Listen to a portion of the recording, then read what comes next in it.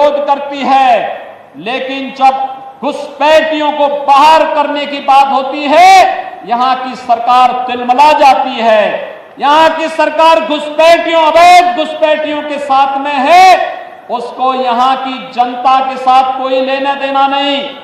और यही कारण है कि यहां की सरकार केंद्र सरकार की किसी भी कल्याणकारी योजना का लाभ यहां के नागरिकों को देने में पूरी तरह फेल है। मित्रों, मैं आया हूं उत्तर प्रदेश से। हमने उत्तर प्रदेश में कुछ चीजें इस रूप में की जिसने उत्तर प्रदेश से अंदर व्यापक परिवर्तन किया है, और उस व्यापक परिवर्तन के कारण आज आप देखते होंगे यहां पर गर्मियों में जून से लेकर के अक्टूबर के बीच में इंसेफ्लाइटिस से हजारों मौतें बंगाल में आज भी होती हैं। लेकिन बंगाल के अंदर अज्ञात बीमारी दिखा करके इस बीमारी से होने वाली मौतों को छुपाने का कार्य टीएमसी की सरकार करती है। इससे पहले कम्युनिस्टों की सरकार भी यही बंगाल के अंदर करती थी। लेकिन हम लोगों ने प्रधानमंत्री मोदी जी के अनुकंपा और उनकी कृपा से स्वच्छ भारत मिशन के अंदर हर एक गरीब परिवार के घर में एक एक शौचालय बना दिया, हर एक घर तक शुद्ध पेयजल उपलब्ध कराने की व्यवस्था की। आज परिणाम है इंसेफ्लाइटिस उत्तर प्रदेश से पूरी तरह समाप्त हो चुका है। कोई मौत इंसेफ्लाइटिस से उत्तर प्रदेश के अंदर नहीं होती है। मित्रों, 3 वर्ष के अंदर उत्तर प्रदेश के अंदर 40 लाख गरीबों को आवास मिला है। प्रधानमंत्री आवास योजना में 40 लाख परिवारों को एक एक आवास। मैं आ रहा था अभी बागडोगरा से, मैं देख रहा था मालदा तक एक भी गरीब व्यक्ति का पक्का मकान नहीं है। ये प्रधानमंत्री आवास योजना का लाभ यहां के गरीबों को क्यों नहीं मिल पाता है? यहां के बंगाल के गरीबों को क्यों नहीं मिल पा रहा है? क्योंकि यहां की सरकार रुचि नहीं ले रही है। उत्तर प्रदेश के अंदर 6 करोड़ गरीबों को आयुष्मान भारत में 5 लाख रुपए की स्वास्थ्य बीमा का कवर है।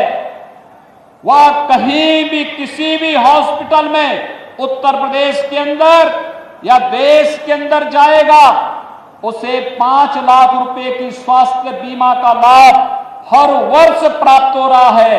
केंद्र और राज्य सरकार मिलकर के इस कार्यक्रम को आगे बढ़ा रहे हैं। आखिर प्रधानमंत्री आयुष्मान भारत का लाभ बंगाल के गरीबों को, बंगाल के नागरिकों को टीएमसी की सरकार क्यों नहीं देने जा रही है? क्योंकि उसे मालूम है अगर वह इन गरीबों को इसका लाभ दे देगी तो फिर वह वोट बैंक नहीं बना पाएगी।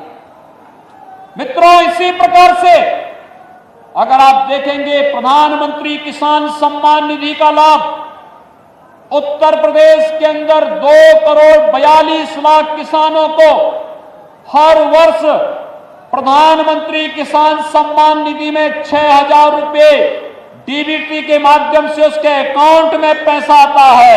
लेकिन बंगाल के अंदर प्रधानमंत्री किसान सम्मान निधि को नहीं लागू करने दिया गया। ममता दीदी ने ये पैसा यहाँ के किसानों के खाते में नहीं देने दिया, किसानों को इसका लाभ मिले, उन्होंने इसको बंगाल में लागू ही नहीं करने दिया गया। नेशनल पोर्टेबिलिटी के अंतर्गत 1 नेशन 1 राशन कार्ड की सुविधा अगर बंगाल का व्यक्ति बंगाल के अंदर चाहे तो बंगाल के अंदर, और अगर उसकी मर्जी आए तो वह देश के अंदर जहां कहीं रहता है राशन कार्ड से राशन लेने का लाभ ले सकता है। लेकिन टीएमसी की सरकार ने नेशनल पोर्टेबिलिटी को यहां लागू ही नहीं करने दिया, जिससे बंगाल के नागरिकों को राशन की सुविधा का लाभ नहीं मिल पाता है। केवल चंद टीएमसी के गुंडे खाद्यान्न घोटाले में लिप्त होकर के यहां के नागरिकों के खाद्यान्न को हजम करने का कार्य कर रहे हैं। मित्रों, बंगाल के अंदर छल छद्म और धोखे से यहां पर लव जिहाद की घटनाओं को भी अंजाम दिया जा रहा है। हम लोगों ने यूपी के अंदर कानून बना दिया, लेकिन बंगाल के अंदर क्योंकि तुष्टीकरण की राजनीति है, न वह गौ तस्करी को यहां की सरकार रोक पा रही है और न ही लव जिहाद की उन घातक गतिविधियों को जिसका दुष्परिणाम आने वाले समय में बड़ा खतरनाक होने जा रहा है, वह यहां की सरकार इसको रोकने में पूरी तरह विफल है। और इसीलिए आज हम सब परिवर्तन यात्रा में आप सबका आह्वान करने के लिए आए हैं।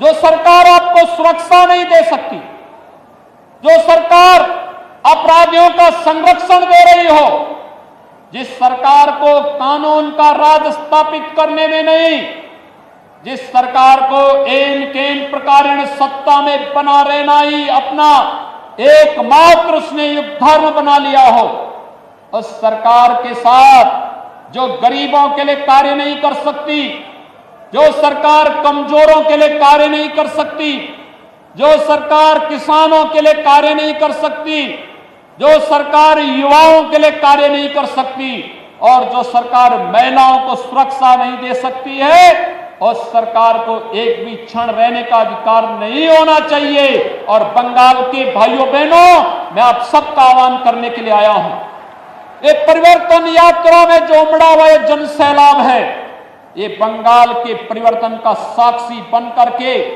इस परिवर्तन का बाघ बनने के लिए उतारू हो गया है और ये बाघ इस रूप में उतारू हो चुका है। उसने संकल्प ले लिया है, मोदी जी के नेतृत्व में पूरे देश के अंदर जिस तरीके से कोरोना प्रबंधन का कार्य किया गया, हम आभार